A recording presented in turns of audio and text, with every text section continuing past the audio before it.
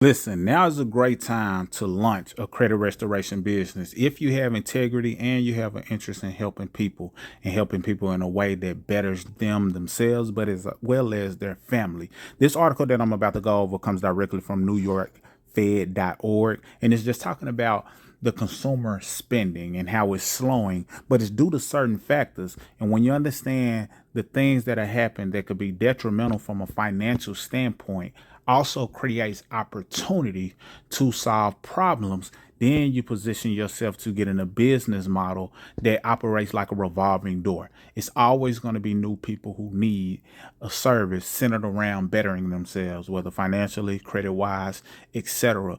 And what better way than having your own credit restoration business that allows you to solve problems financially for people, help people restore their credit, educate them in certain areas, but also provide them access to financing or funding and things of that nature if you so choose. If you want access to the ability to do that, launch your own business that can create six-figure income, then I got a link down below where I help people do just that. So let's dive in. So it says the Center for Microeconomic Data, household debt and credit report. So it says household debt reaches 18.39 trillion in the second quarter. Auto loan originations increase as well. This is the household debt, to where auto loan originations have increased and the household debt has reached that high amount in the second quarter of 2025. So it says total household debt increased by 185 billion to hit 18.39 trillion in the second quarter, according to the latest quarterly report on the household debt and credit. Mortgage balances grew by 131 billion and totaled 12.94 trillion at the end of June. Now, some of the mortgages grew because there were new people getting houses, but another portion of the mortgages grew because of interest rates changing from some of these people who got mortgages. So where it says that mortgages grew and the balances grew, it's a combination of things that led to that. Why is that important? Because now people either want to refinance or they realize they bought more house than they could afford, or they thought that they were going to be okay because they could afford the monthly payments, not knowing that shifts in certain directions as it relates to the market, the interest rates can negatively impact whatever it is that they currently have going on. Then it says in total 12.94 trillion at the end of June. Auto loan balances also increased, rising by 13 billion to reach 1.66 trillion. The pace of mortgage originations increased slightly with 458 billion in newly originated mortgages in the second quarter. HELOC balances rose. So HELOC, that's dealing with another loan, home equity line of credit, or a loan. You know, some people do the HE loans, but HELOC is a line of credit, which is a great strategy when done correctly. But the balances rose by 9 billion to 411 billion, representing the 13th consecutive quarterly increase. Student loan balances edged up by 7 billion and stood at 1.64 trillion, with student loans seeing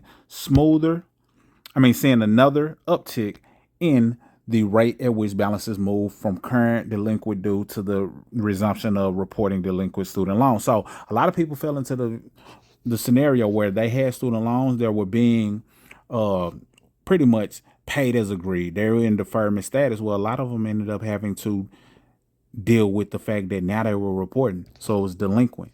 Now those balances ended up increasing due to this. And now those student loans are no longer reporting the way that they once were.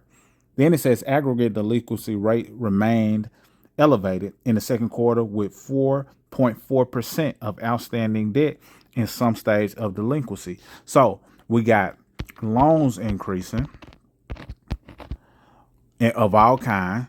We got more origination of loans going up. So with the auto, we got the mortgages going up. And this tends to lead to people having financial issues, because one thing leads to another. It's a domino effect. This domino knocks down this domino. The interest rate going up has a chain reaction. And now people are looking for a couple of different things: more money, the ability to make more money, or have someone who can solve their problem. And as an impact of all of these things, what tends to go down? Credit.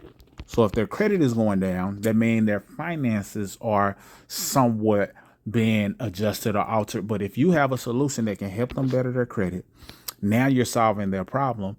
And in many cases, the investment of them bettering their credit is worth more than the money that they spend. What do I mean? Well, if you help a person increase their credit score by 100, 150, 200 points, you might save them $10,000 in another area. So it makes sense for them to pay you whatever your fee is, because you just saved them $10,000. In some cases, you might save them $50,000 to $100,000 because you help better their credit. So it makes sense for them to pay you whatever your dollar amount is, whether your dollar amount is $399 a month or $1,000 for a certain amount of time or $200 a month, whatever that price point is for you. It makes sense because it's an investment at that point. They needed to better their credit. It can save them money on interest or save them on their future mortgage. And then on top of that, in many cases, you can give people access to funding.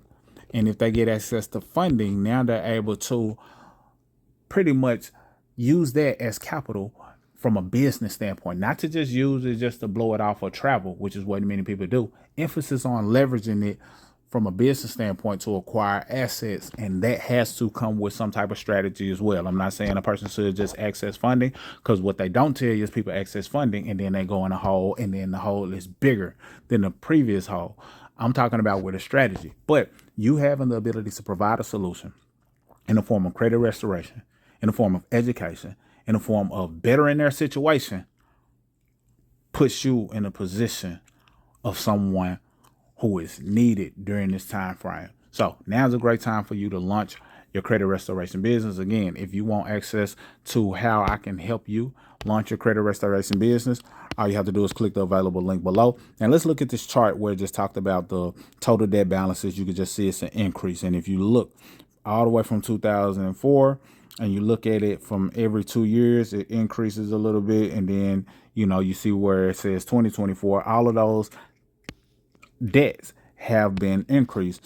And the same is true for the mortgage balances. But all of the things that increase that are negative in the form of liability, in the form of interest rate, have a trickle down effect, which puts you in a position to be someone who can help solve that problem. Now, if you're watching this and you're not interested in launching your own credit restoration business, these are the things you have to think about so you can position yourself to not get caught off guard by buying a home that you shouldn't buy, by buying it upside down, not being strategic, and not thinking that your interest rate can't likely go up, because a lot of people end up buying a home and they realize, whoa, I didn't expect my mortgage payments to go up this high. I didn't expect the mortgage payments to get to the level that it has gotten to. So that being said, consider all of these factors, and if you need assistance with your credit, we can help you take your credit to the next level. If you need assistance with launching your credit restoration business and scaling it to a level that allows you to create a solid income stream based on whatever your goals are, then click the link below as well. That's all I got for this video. Mr. Smith signing out. Salute.